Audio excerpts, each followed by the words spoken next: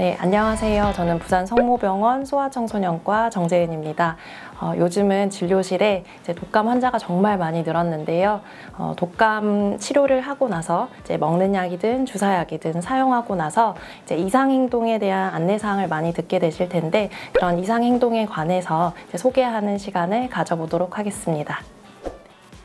올해는 예년보다 빨리 11월부터 유행이 시작되었고 10월 17일 유행주의보가 선포되었습니다.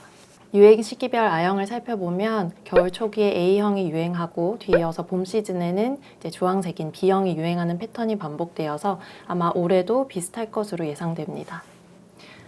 독감에 걸린 후에 항바이러스제를 처방받을 때 병원에서는 이상행동 가능성과 또 위험성에 대한 주의사항을 듣게 되는데요. 2019년도에는 타미플루를 먹고 환청 증세를 호소하며 추락사한 사건이 있어서 논란이 되었습니다. 이런 증상이 생기는 이유와 원인이 무엇인지 또 어떻게 대처해야 하는지 정말로 실제 약물로 인한 부작용이 맞는지 같이 한번 살펴보겠습니다.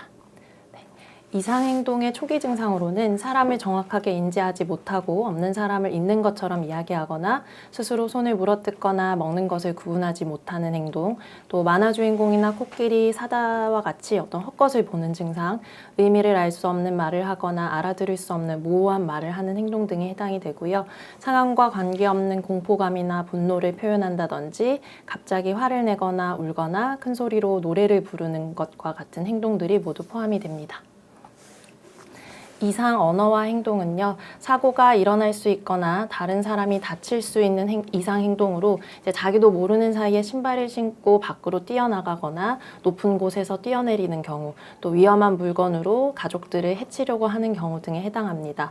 다음 환상과 감각의 이상은 켜져 있지 않은 TV를 보고 고양이가 온다든지 꽃밭이 보인다 이런 이야기를 하거나 근처에 있지 않은 가족, 친척, 친구, 또 아는 사람이 있다고 표현을 하기도 합니다. 아버지에게 누나라고 부른다든지 아니면 상황에 맞지 않게 갑자기 빙빙 돈다고 외치는 등의 행동도 해당이 될 수 있습니다. 헛소리, 노래를 부르거나 무의미한 동작을 반복하는 것은 이제 의미 없는 단어를 반복해서 이야기하거나 보통 사용하지 않는 경어를 사용해서 말한다거나 큰 목소리, 또 이상한 목소리를 내는 행동, 또 갑자기 노래를 부르거나 들어보지 못한 이상한 노래를 하는 등의 모습이 해당이 됩니다. 공포, 화남, 또 울거나 웃거나 반대로 무표정하거나 무반응한 것도 해당이 되는데요. 상황에 맞지 않게 이유 없이 무섭다고 하거나 평소하고 달리 의사나 간호사, 모르는 사람을 겁내거나 이유 없이 울거나 흐느끼던지 화내거나 난동을 부리는 등 평소와 다른 모습을 보이는 것이 해당이 됩니다. 이제 먹을 수 없는 물건을 평소하고 달리 먹으려고 하는 모습을 보이는 경우도 이상 행동에 해당됩니다. 2015년에 일본의 데이터를 이용한 연구로 생명과 관련된 이상 행동은 이 항인플루엔자 약의 종류와 관계없이 생기고 이제 100만 명당 몇 건 정도로 빈도는 굉장히 극도로 드뭅니다. 가장 논란이 되고 있는 부분인 이상 행동이 항바이러스제, 이 약물 자체의 부작용인지 아니면 인플루엔자 바이러스 자체의 문제인가에 대해 살펴보겠습니다. 인플루엔자 뇌증 및 연관된 신경정신 증후군에 대한 일본의 한 리뷰 아티클인데요. 이상행동이 양성의 선망부터 중증의 뇌증의 일부로 나타나는 어떤 스펙트럼이며 바이러스 그 자체가 뇌에 미치는 영향이 주요한 병태 메커니즘임을 설명하고 있는 논문이었습니다. 독감에 걸린 소아에서 나타나는 선망과 뇌증의 감별 진단에 관한 연구로 이상행동의 지속시간, 또 의식장애의 정도, 예후가 좋은 선망과 위험한 뇌증을 구별하는 중요한 지표에 관해 연구한 논문인데요. 일시적인 선망이 아닌 뇌병증인 경우에 선망 지속시간이 더 길고 발작이나 경련의 발생률이 더 높고 뇌파 검사상에서 특징적인 소견이 더 두드러지게 나타났다라는 연구 결과가 있었습니다. 그래서 인플루엔자 바이러스 자체가 뇌병증을 유발할 수 있기 때문에 이상행동이 항바이러스제 약물의 부작용만으로 단정 지을 수는 없고 반드시 뇌병증과 감별 진단이 필요합니다. 한국국민건강보험 데이터에서 약 335만 명의 독감 환자를 이용한 대규모 코호트 연구가 있었는데요. 이 오셀타미비르 타미플루 경구약인데요. 이 투여군과 비투여군에서 신경정신 이벤트의 위험성은 차이가 나지 않고 오히려 중증 이벤트는 투여군에서 적었다는 점으로 약의 이상 반응을 부정하는 강력한 근거가 되는 연구가 2020년도에 보고가 된 적이 있습니다. 미국 메디케이드 데이터를 이용한 코호트 연구로 인플루엔자 진단을 받은 소아에서 이 타미플루를 치료를 받은 군과 받지 않은 군을 비교하여서 진단 후에 조기에 신경정신 이벤트로 입원 위험도가 줄었다는 점을 보고한 경우도 있었습니다. 올해 국내에서 독감에 대해 논문들을 종합한 결과 25년 발표된 이 최신 메타 분석인데요. 복수의 관찰 연구를 종합 해석한 결과 타미플루의 사용이 신경정신 이벤트의 위험을 증가한다는 것은 관련을 보이지 않고 또 오히려 전체적으로 위험성을 낮춘다는 경향을 나타내고 있었습니다.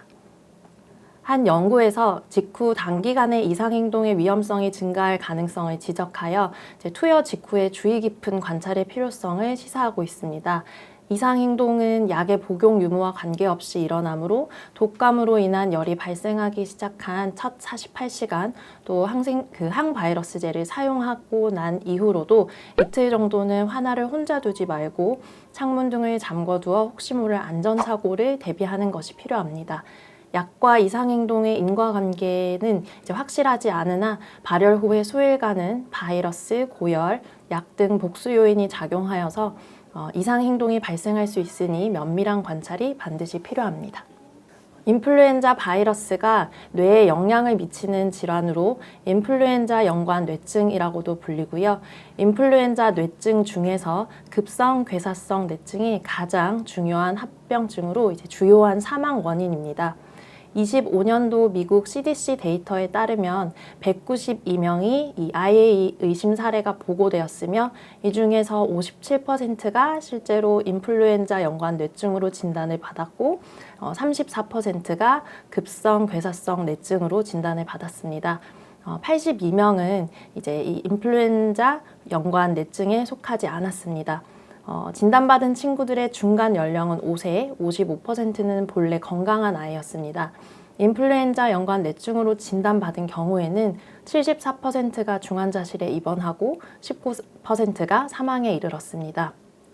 급성 괴사성 뇌증으로 진단받은 경우에는 41%가 사망에 이르렀습니다. 이 중에서 16%만이 예방접종을 받은 경우로 인플루엔자 백신 접종은 중증 신경계 합병증 예방에 결정적인 도움이 되므로 인플루엔자 유행 시기에는 예방접종을 맞는 것이 병의 중증도를 낮추는 데 중요한 역할을 합니다. 소아신경분과 진료가 필요한 경우는 순간적인 헛소리, 곧바로 잠들어 버린다든지 이후 반응이 회복되는 일과성 이상 행동은 열로 인한 일시적인 선망의 가능성이 높습니다.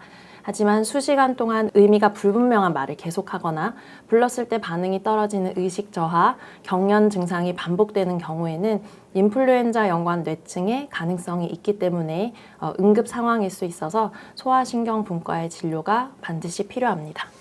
어떤 친구들이 가장 위험한가 살펴보면 10살에서 19살 사이의 남성에서 이상행동의 보고가 압도적으로 많았습니다. 이는 기전은 알 수 없지만 중추신경계의 감수성, 또 행동 패턴의 차이, 사회적 배경 등의 차이가 원인으로 추정됩니다. 행동 원칙으로는 물리적인 안전을 확보해야 합니다. 현관이나 모든 방의 창문을 잠궈두고 아파트 베란다에 나가지 않도록 조치해 주시고 인적 안전은 보호자가 함께 이틀 정도는 같이 자는 것을 추천드리고 첫 발열 또 약물을 사용한 후 이틀간은 보호자가 항상 같이 지내는 것을 추천드립니다. 또 최악의 합병증 상태를 예방하기 위해서 근본적인 처치인 예방접종을 반드시 챙기는 것을 추천합니다. 백신에 관해서는 미국 예방접종자문위원회에 의한 2025년도, 26년도 시즌 독감 백신을 권장하고 있습니다. 그래서 백신 자체는 독감이나 합병증을 예방하는 주요 수단이며 전 연령의 소아에서 접종을 추천합니다. 또 미국 소아집중치료실 네트워크를 이용한 연구에서 이 독감 백신이 생명을 위협하는 중증 독감에 대한 높은 유효성을 가지고 있다고 증명을 하고 있습니다. 네, 마지막으로 두 가지 정도 사항을 짚어보고 싶은데요. 이제 독감의 진단을 받았을 때 약물의 부작용에 대해서 많이 걱정을 하시는데 이 약물 자체는 병의 중증도나 위험한 합병증을 예방하는데 분명한 효과가 있기 때문에 약물의 부작용에 대해서는 너무 염려하지 마시되 설명드린 것처럼 48시간 안에 이상 행동의 증상이 있는지 면밀히 살펴보시는 것을 추천드리고요. 이제 두 번째로 예방접종에 대해서 걱정하시는 경우가 많은데요. 예방접종 자체는 독감이 걸렸을 때 중증도를 낮춰주는 데 효과가 입증되어 있고 또 한 시즌에는 처음엔 A형이 유행하고 그 다음 이어지는 봄에는 B형이 유행하기 때문에 혹시나 A형 독감이 먼저 걸렸다 하더라도 이제 남아있는 시즌을 대비해서 추가적인 접종을 하는 것을 추천드립니다. 감사합니다.